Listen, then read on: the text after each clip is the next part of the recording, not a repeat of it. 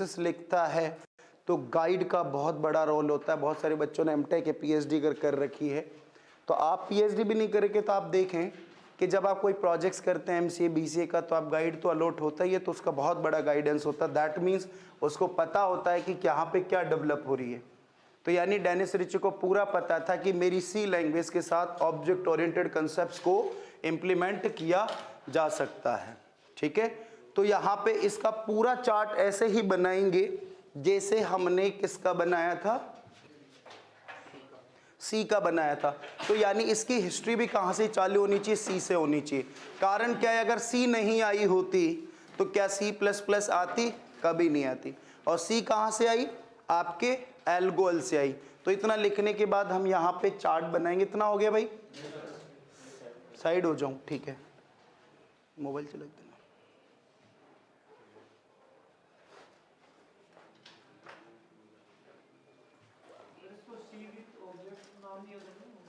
हाँ, सी पहली बार इसको सी विद क्लासेस नाम दिया, लेकिन बहुत जगह और कुछ समय बाद कुछ बोले तो कुछ जैसे होता है ना कि सी विद क्लासेस, तो इसको सी विद ऑब्जेक्ट्स भी बोल सकते हैं। 1983 में तो इसका नाम सी प्लस प्लस ही पड़ गया था, ऑफिशियली लॉन्च हो गई थी ये। और 1983, ठीक है ना, मतलब 1983 में तो ऑफिशियली इसको क्या बोल दिया गया, सी प्लस प्लस। और इसकी जो लेबोरेटरी है वो वही है, AT&T बेल लेबोरेटरी। जब भी हम वो सारी चीजें लिखेंगे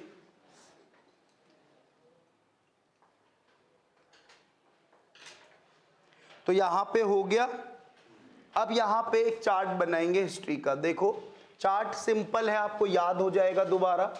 सीरियल नंबर, यहां आपकी लैंग्वेज आ जाएगी,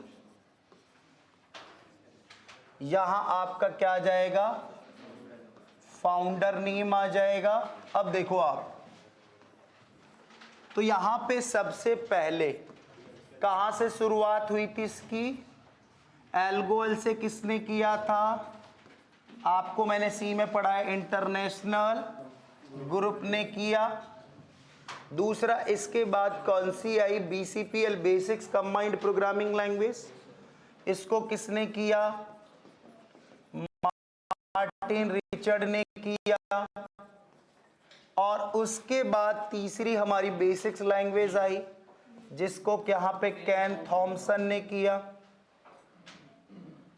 यहां पे कैन थॉमसन ने किया। और उसके बाद यहां पे आपकी सी लैंग्वेज को इंट्रोड्यूस किया किसने, डेनिस रिची ने किया। ठीक है, और उसके बाद डेनिस रिची के साथ मिलके यहां पे कौन सी लैंग्वेज को बोला, सी विद क्लासेस बोला गया। ठीक है, तो यहां पे सी विद क्लासेस बोला गया। ईयर और लिख ले, यहां पे मैं ईयर भूल गया तो ईयर का कॉलम और बना लें। ठीक है, तो यहां पे इसका कौन सा ईयर था, 1960, इसका 19, यानी इसका 60, यहां 1967, और यहां पे 1970, और ये आपका 1972। ठीक है, और सी विद क्लासेस यहां पे किसने नाम दिया, किसके थीसिस, पीएचडी थीसिस के दौरान,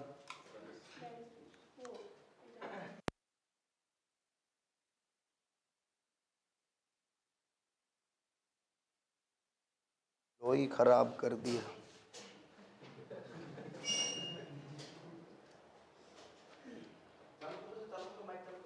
आज चालू ये, अरे भाई ऑनलाइन बच्चों ऐसा कुछ नहीं निकला है यार, हिस्ट्री वो मैं वापस लिखा रहा हूँ, वापस बता देता हूँ, अपन तो साथ मिलके करते हैं। कितना ध्यान रखता हूँ मैं, से परेशान मत हुआ करो, हमारा ऑपरेटर परेशान होता है ना।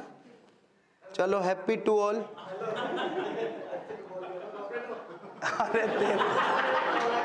अरे भाई आपके लिए नहीं बोल रहा, अरे आपके लिए नहीं बोल रहा, अरे भाई दादा आपके लिए, माफी चाहूंगा, गलती हो गई, आपके लिए नहीं बोल रहा मैं। अरे भाई आपके लिए नहीं बोला, किसी को क्या पता।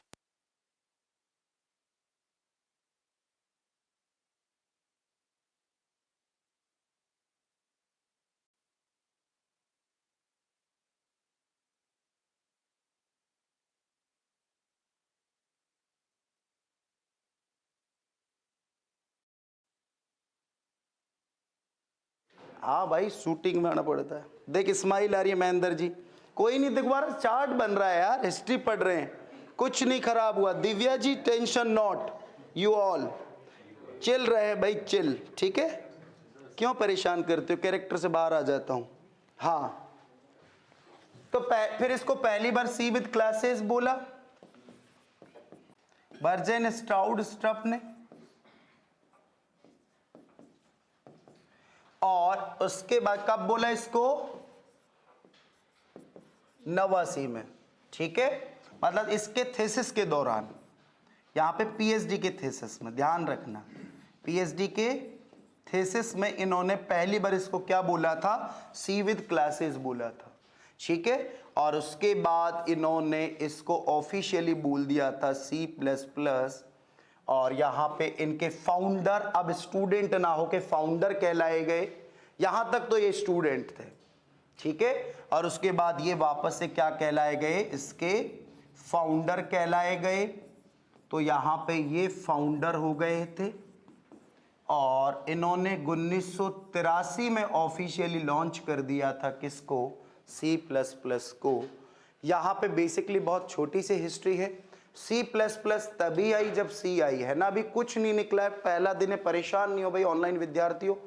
और यहाँ पे सिर्फ एक हिस्ट्री है। इससे पहले एक छोटी सी कहानी लिखी थी मैंने और बोली भी थी कि यहाँ जो बर्जेन स्ट्राउड स्ट्रब है वो स्टूडेंट ऑफ डेनिस रिची है, और इन्होंने पीएचडी की थीसिस के दौरान ही यहाँ पे सी प्लस प्लस का आविष्कार किया, अपनी थीसिस में इसकी चर्चा करी, रिसर्च में किया, और रिसर्च के दौरान इन्होंने पहली बार सी प्लस प्लस को नाम दिया था सी विद क्लासेस, और उसके बाद इन्होंने रीनेम कर दिया था 1983 में, और इसको कमर्शियली लॉन्च कर दिया कि इसका नाम क्या होगा, सी प्लस प्लस होगा। मतलब that is advance version of C, या मैं कहूं कि सी प्लस प्लस, मतलब यहां पे प्लस प्लस आपका इंक्रीमेंट ऑपरेटर का यूज किया गया। किसका यूज किया गया, इंक्रीमेंट, मतलब इसको बढ़ा दिया गया, एडवांस कर दिया गया, किसको, सी को। तो सी हमारी क्या है, एक एडवांस है, किसके साथ, ऑब्जेक्ट ओरिएंटेड के साथ, राइट।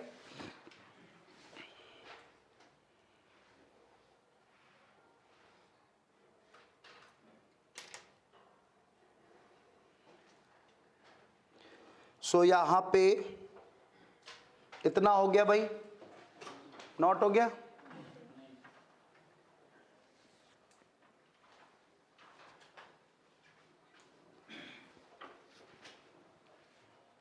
डन, ठीक है।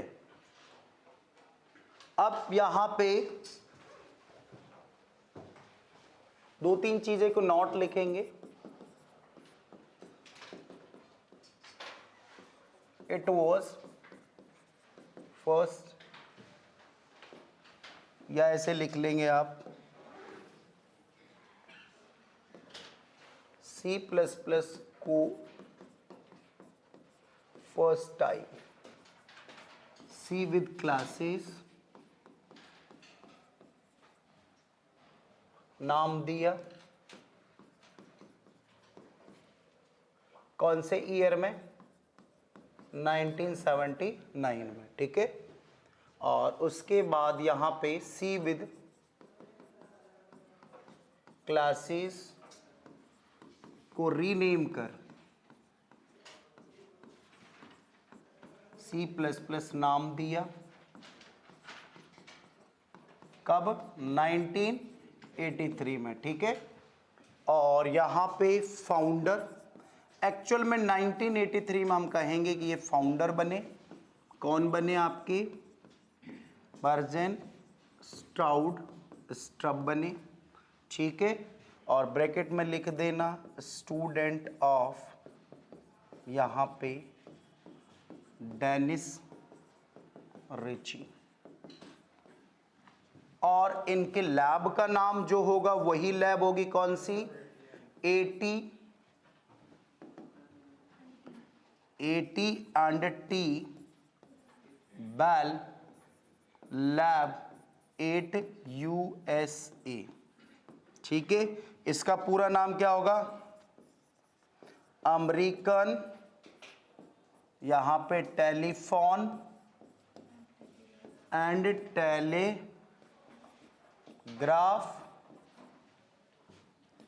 बेल आपका क्या हो जाएगा, lab at USA। AT and T Bell Lab at USA यानी American telephone and telegraph Bell lab at USA। तो ये इसकी कहानी है, आपको पूरी रिपीट कर दी।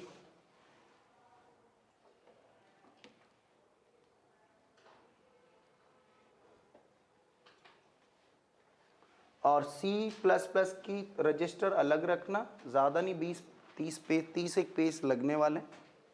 और जावा के भी कम से कम 20 पेज और लगेंगे अगर आप उसी में कंटिन्यू कर रहे हैं तो। कितने छोड़े है ना। और दूसरी बात क्या है, मैं आपको एक कॉन्फिडेंट दिलाता हूँ, अगर आपने जावा वाला ओप्स पढ़ लिया ना तो C++ का बहुत इजी लगेगा। पाइथन .NET मैं कह रहा हूँ, नाम बड़े हैं लेकिन हलवे लगेंगे। ये फैक्ट है, ये जिन बैचों में हो गया उनसे पूछो, मतलब उनको इतना बड़ा सेगमेंट पढ़ने की आवश्यकता नहीं है, एक ही सेगमेंट पढ़ेंगे वो बच्चे, सिर्फ जावा। कारण क्या है, उप्स तो उप्स से भाई साहब, उप्स के जब क्वेश्चन आते हैं कोई ये नहीं कहता कि ये इस लैंग्वेज का है। हाँ जरूर कभी कभी ये पूछ लेता है कि इसमें कौन, जावा में इनहेरिटेंस कौन सा सपोर्ट नहीं करता, वहां नाम ले लेगा जो चीज अलग है।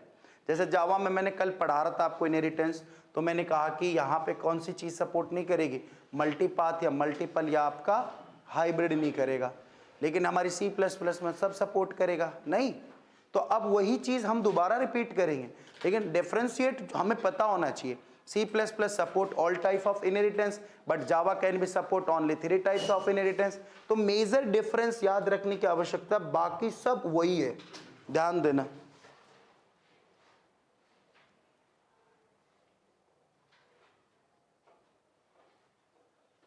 भाई साहब महेंद्र जी दोबारा हिस्ट्री लिखी, ये कौन सी कहानी लिखी है, मैंने स्टोरी लिखी है, 4 बार रिपीट करिए भैया, एक एक की नाराजगी तो दूर नहीं कर सकता मैं।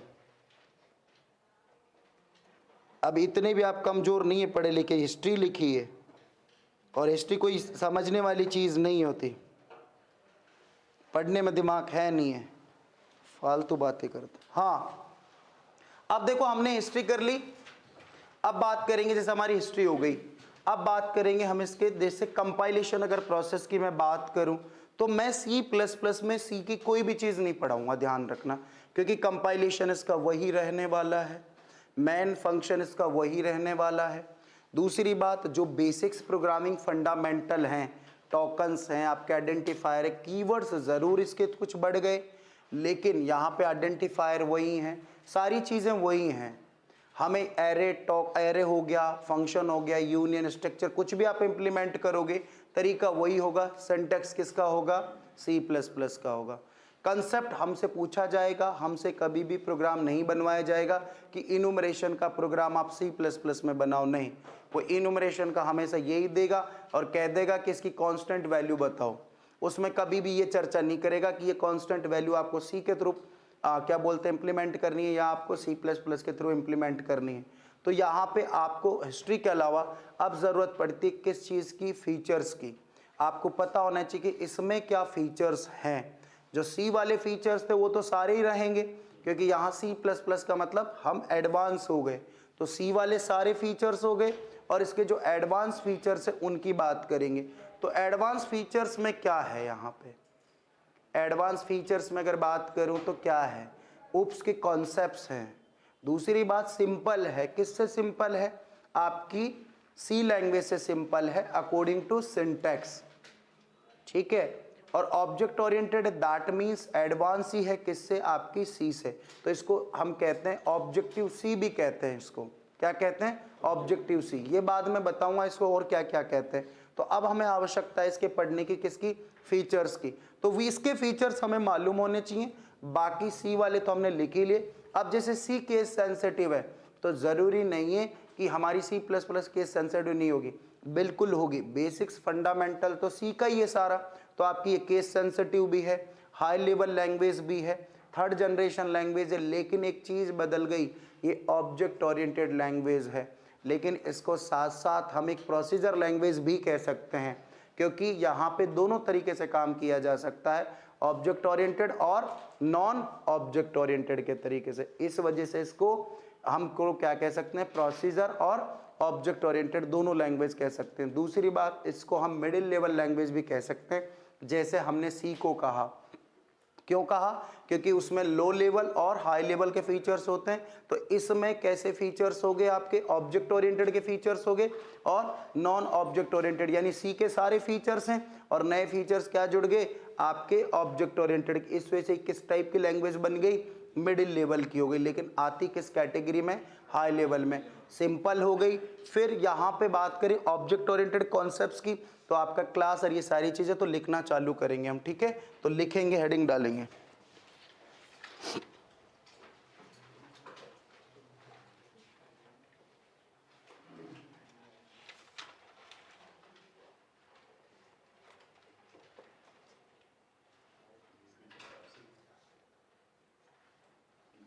अरे गुस्सा नहीं आता पंकज जी यार, कोई गुस्सा नहीं आता, गर्मी लगती है बस।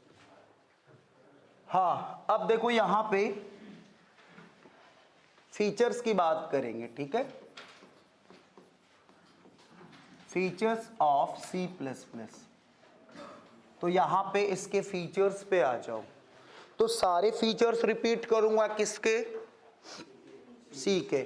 तो पहला फीचर्स लेंगे इसका सी प्लस प्लस, यहां पे क्या लिखेंगे हम, हाई लेवल लैंग्वेज होती है, हाई लेवल लैंग्वेज होती है, ठीक है।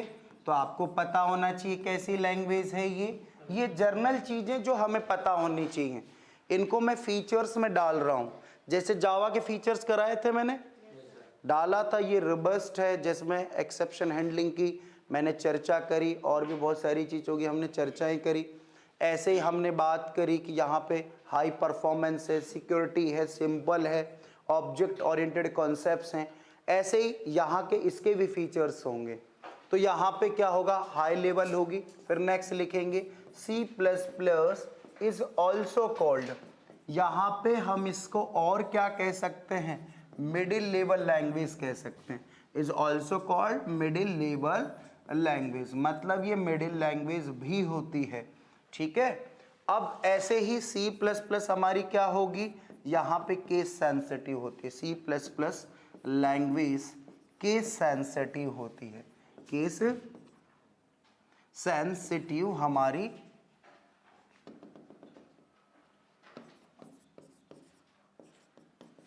केस सेंसिटिव होती है।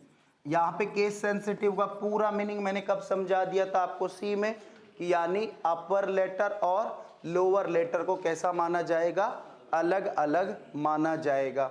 ऐसे ही अगर मैं बात करूं तो यहाँ पे आप देखेंगे ये बेसिक्स है। और देखो सी के और क्या कॉन्सेप्ट्स थे जो हमने सी में देखे थे भाई, यहाँ हाई हो गया, मिडिल हो गया, केस सेंसिटिव हो गया, और क्या देखे थे। अब यहाँ पे हमने जैसे क्या,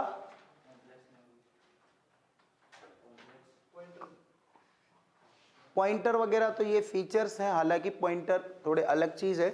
अब देखो यहाँ पे आ जाते हैं इसी के सिंपल। अब हम आ जाते हैं उप्स वाले फीचर्स पे। तो यहाँ पे सिंपल में क्या लिखेंगे, तो यहाँ पे C plus plus language simple होती है,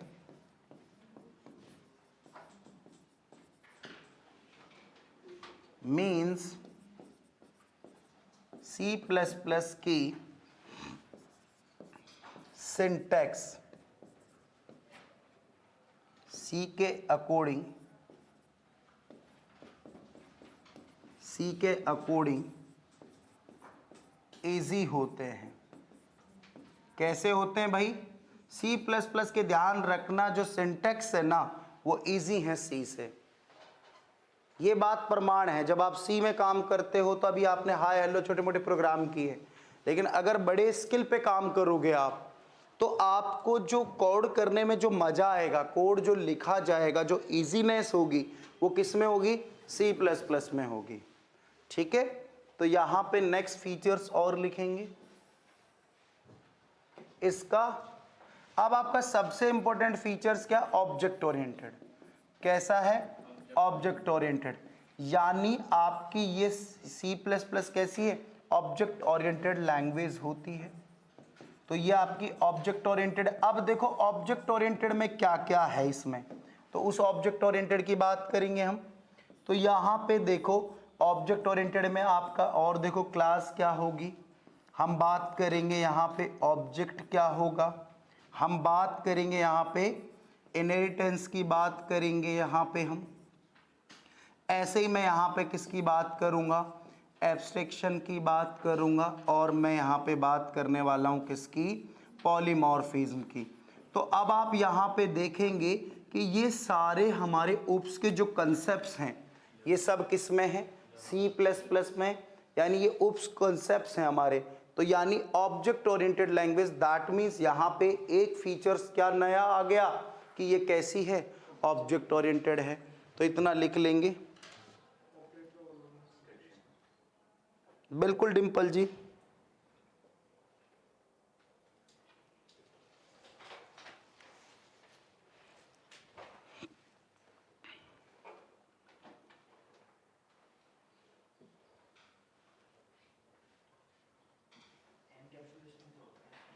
क्या कह रहे हैं, एनकैप्सुलेशन नहीं होता है इसमें, जावा में होगा एनकैप्सुलेशन। और इसके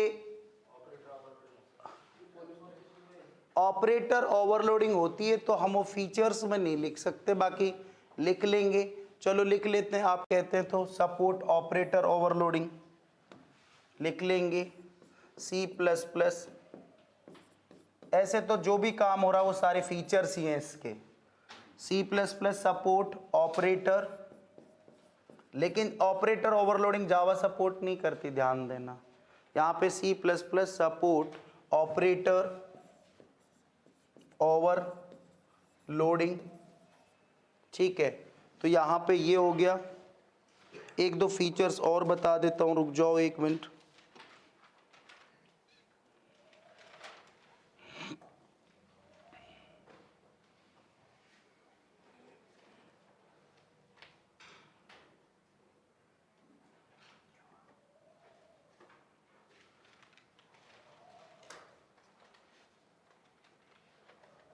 नेक्स्ट लिख लें, इसमें फ्लेक्सिबल लिख लो।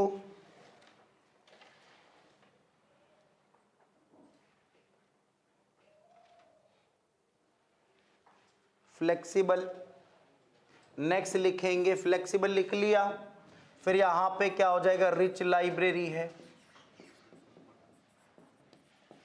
इसके पास रिच लाइब्रेरी। लाइब्रेरी तो देखो सी के पास भी रिच ही है, ऐसा नहीं है कि इसके पास रिच लाइब्रेरी है, ठीक है।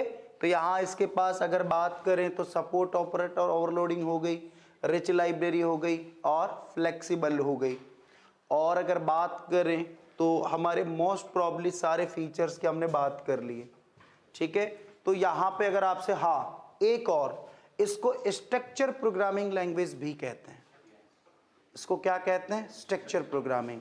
क्यों कहते हैं, क्योंकि ये भी फंक्शन बेस ही काम करती है। कहीं ना कहीं मैं आपको बता देता हूँ कि अगर ऑब्जेक्ट ओरिएंटेड के कॉन्सेप्ट्स इंप्लीमेंट करने हैं तो आपको एक फंक्शन तो लेना ही पड़ेगा जो मेन फंक्शन होता है।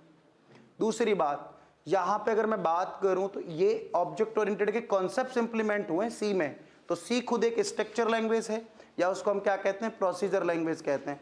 तो यानी it is also called structure programming language, यानी इसको और क्या कह सकते हैं हम, स्ट्रक्चर प्रोग्रामिंग लैंग्वेज कह सकते हैं। तो लिखेंगे it is also called structured programming language, ठीक है। तो यहां पे ये हो गया।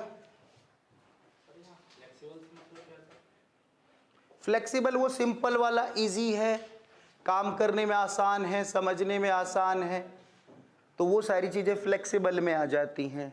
फ्लेक्सिबल मेरे हिसाब से लचीलापन है ना, तो मतलब आप अपने हिसाब से मॉड्यूलेट कर सकते हो कामों को, मतलब घुमा सकते हो। अगर आपके पास ऑब्जेक्ट ओरिएंटेड के कॉन्सेप्ट्स हैं, जैसे हम कोई प्रोजेक्ट बना रहे हैं, इसमें 6 क्लासेज ले ली, मेरे को यहाँ इस क्लास का ऑब्जेक्ट वहाँ बनाना है, तो मेरे हिसाब से ये फ्लेक्सिबल है। मैं अपने हिसाब से काम कर सकता हूँ, लेकिन सी में ऐसा नहीं कर सकते हम लोग। सी में काम करना है जो सारा काम मेन फंक्शंस के थ्रू ड्राइव होगा। यहाँ तो हमें कोई भी फंक्शनलिटीज़ बनानी है तो हम क्या करेंगे, उसके लिए अलग अलग क्लासेस लेंगे, उन अलग अलग क्लासेस में हम क्या करेंगे, अपना काम को इम्प्लीमेंट करेंगे। ठीक है, तो ये इसके फीचर्स हो गए, बेसिक्स हिस्ट्री हो गई। अब बात करेंगे, अगर मैं बात करूँ इसकी प्रोग्रामिंग की अप्रोच, मतलब कैसे हमको इसको सीखें। तो बेसिक्स तो हमें सीखना नहीं है, नो नीड फॉर बेसिक्स। मैं फिर कह रहा हूँ, बेसिक्स वापस से पढ़ने की ज़रूरत नहीं है कि वेरिएबल क्या होते हैं या आइडेंटिफायर क्या होते हैं, कांस्टेंट क्या होते हैं, कांस्टेंट या आपके क्या बोलते हैं कीवर्ड्स क्या है, ऑपरेटर क्या है, डेटा टाइप क्या है, सारा कुछ वही यूज़ करेंगे जो हमने कहाँ पे यूज़ किया है, सी में। सारा कंसेप्ट वही होगा, फंक्शंस हो गए, एरे हो गए, आपकी सारी चीज़, even enumeration, pointer and structure and all, सब आप किसके थ्रू इंप्लीमेंट कर सकते हो, सी प्लस प्लस के थ्रू। सिर्फ चीज़ें बदलेंगी क्या कि यहाँ इनपुट और आउटपुट के लिए जो आप यूज़ करते हो स्कैनर पर प्रिंट एफ करते हो, यहाँ सी आउट और सी इन करना, बस सारा एज इट इज़ इम्प्लीमेंट कर दो। वही बिटवाइज ऑपरेटर यहाँ होंगे तो वही सी में बिटवाइज आप पढ़ के आए, कुछ नया नहीं है। तो इस वजह से हमें बेसिक्स प्रोग्रामिंग फंडामेंटल की ज़रूरत नहीं है। फिर बात करेंगे अगर इसकी प्रोग्रामिंग को सीखना है तो कैसे सीखे, तो अब हम हेडिंग डालेंगे C plus plus programming approach. मतलब किसके सर, देखो डिसएडवांटेज तो अगर मैं बात करूं तो प्योर ऑब्जेक्ट ओरिएंटेड नहीं कह सकते बिल्कुल। और अगर बात करें तो प्लेटफॉर्म, अगर जावा से कंपेयर करूं तो इंडिपेंडेंसी की बात करें, डिपेंडेंसी की बात करें, सबसे बड़ा मेजर डिफरेंस है। सिक्योरिटी की बात करें तो बहुत बड़ा मेजर डिफरेंस है। बट जहां किसी चीज़ का एडवांटेज होता है तो उसके डिसएडवांटेज भी होते हैं, ठीक है। लेकिन डिसएडवांटेजेस सारी चीज़ें कभी एग्जाम में पूछी नहीं है, इस वजह से कभी अपन किसी सब्जेक्ट में करवाते नहीं। इवन आपने इतने सारे सब्जेक्ट पढ़े होंगे, किसी भी सब्जेक्ट के डिसएडवांटेज तो नहीं लिखाए होंगे आज तक, क्योंकि डिसएडवांटेज आज तक कहीं किसी एग्जाम में दिखा नहीं है।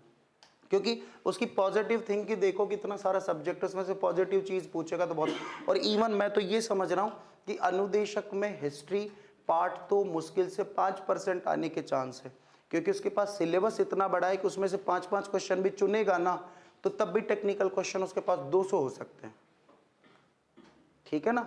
अगर माना कि वो देखो इतनी सारी प्रोग्रामिंग है, बहुत सारी प्रोग्रामिंग है, प्रोग्रामिंग से उसे 25 क्वेश्चन अगर निकालने हैं, C plus Java .NET Python या AML ब्लॉक्स सबसे, फिर भी 25 के बजाय वो कम से कम 100 क्वेश्चन निकाल सकता है, क्योंकि पार्ट ऑफ सिलेबस बहुत ज़्यादा है।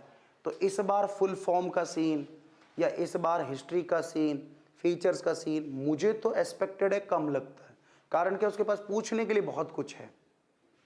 और फिर नॉन टेक और हो गया ऊपर से, पहले आईए या कोई भर्ती होती थी जैसे ECP प्रोग्रामर, ये इनमें नॉन टेक का लफड़ा कम था, यहाँ तो प्रॉपर एक पेज का है। फिर दूसरी बात, हमारे टेक सब्जेक्ट में पेडागोजी और घुसा दी, तो यानी उसके क्वेश्चंस भी देने उसको।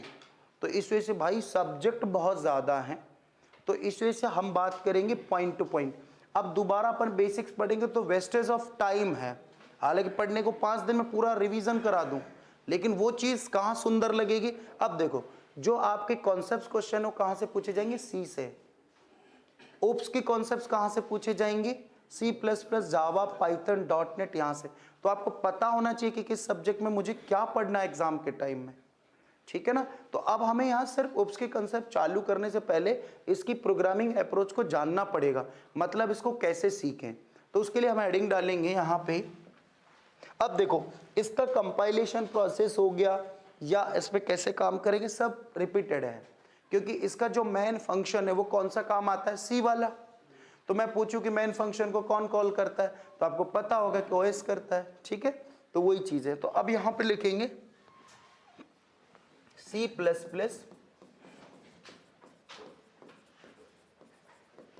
प्रोग्रामिंग अप्रोच, ठीक है। तो अब देखें यहाँ पे कैसे हमें C++ को सीखें।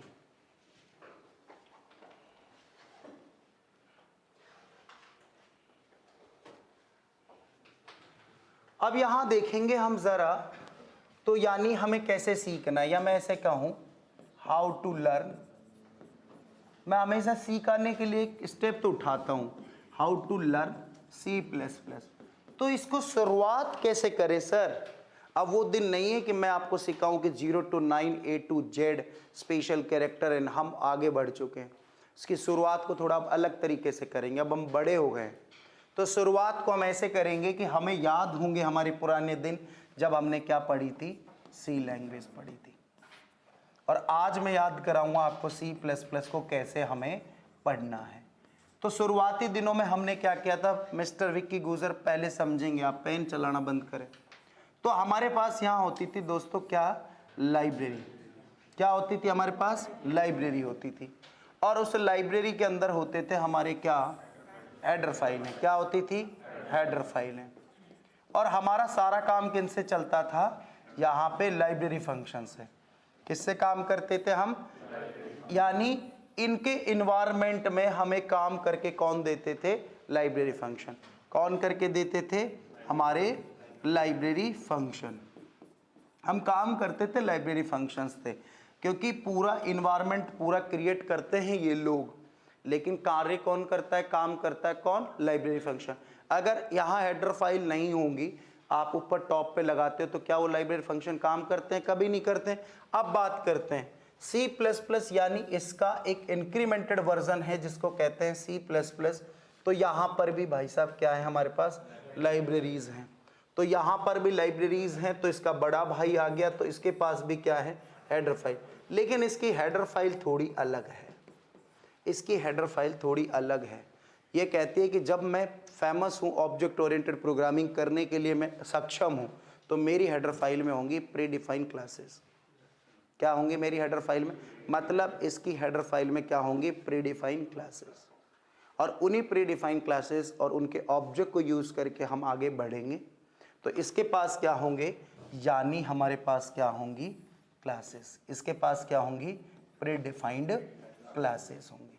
अब वो कौन कौन सी क्लासेस होंगी प्री डिफाइंड क्लासेस, उसके लिए हमें यहाँ पे क्या पढ़ना पड़ेगा?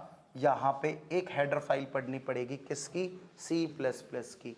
तब जाके हम आगे बढ़ने वाले हैं, तभी हम क्या कर सकते हैं? C++ को सीखा जा सकता है। ठीक है, तो अप्रोच यही रहेगी। मैं यहां तक आप चीजों को ओवरव्यू दे चुका हूं। मुझे सिर्फ प्री डिफाइन कौन कौन सी क्लासेस है, उसके लिए इसका क्या उठाना पड़ेगा? एक हेडर फाइल उठानी पड़ेगी। जैसे हमने यहां पर भी इनके ओवरव्यू लेके एक हेडर फाइल को उठाया और हम यहां पे क्या हो गए? सक्षम हो गए सी को सीखने के लिए। ठीक है, तो ऐसे हम इसकी क्या उठाएंगे? एक हेडर फाइल। इतना उतारने के बाद एक हेडर फाइल को मैं चालू करूंगा, उसी में पूरी C++ की शुरुआत होगी, तो हम उस हेडर फाइल को उठाएंगे।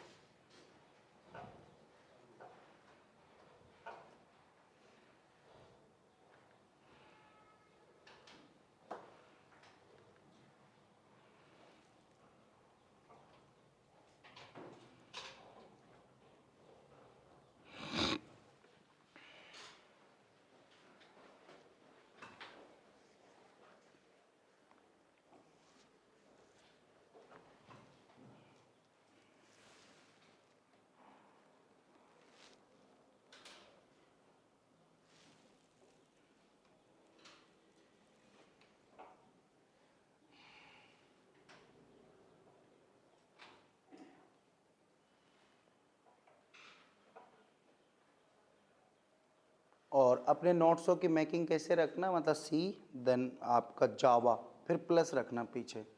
पहले C++ मत पढ़ना एग्ज़ाम से पहले, पहले जावा ही पढ़ना और ढंग से पढ़ लेना। मैं कह रहा हूँ जावा ढंग से पढ़ ली ना, तो क्या तो C++ और क्या .NET और क्या पाइथन, मजाक की बात नहीं।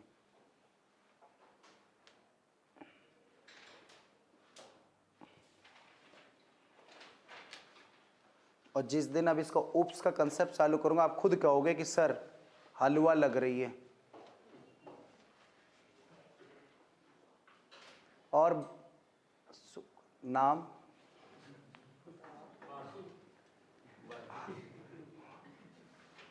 आपका कहाँ पे मिली आपको पोस्टिंग?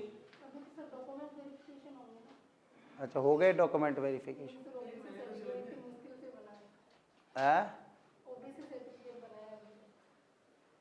सर्टिफिकेट नहीं बनवा रहा था?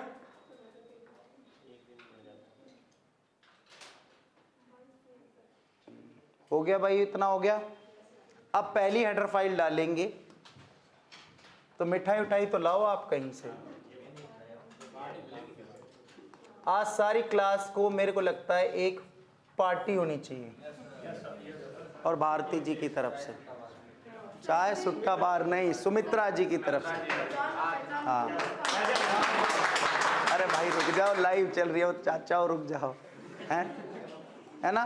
तो ये हेडर फाइल पढ़ेंगे हम, तो इसके बारे में लिखेंगे iostream .h, एक C++ की हेडर फाइल होती है,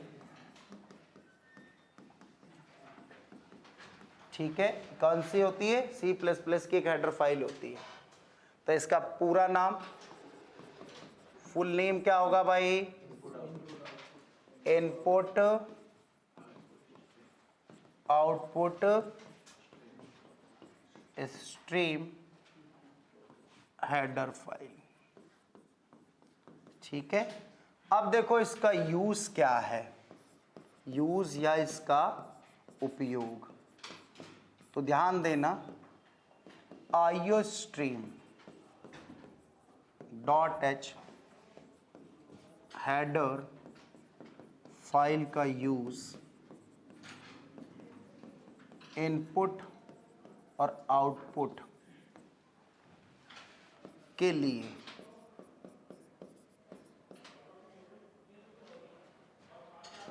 कुछ प्रीडिफाइंड क्लासेस अवेलेबल होती है।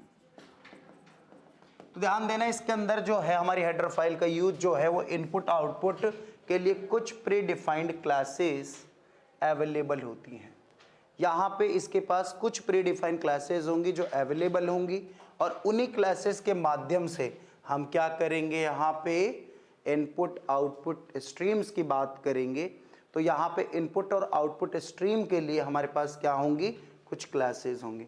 अब वो कौन कौन सी क्लासेस होंगी, उनकी चर्चा अपन क्या करेंगे, कल करेंगे।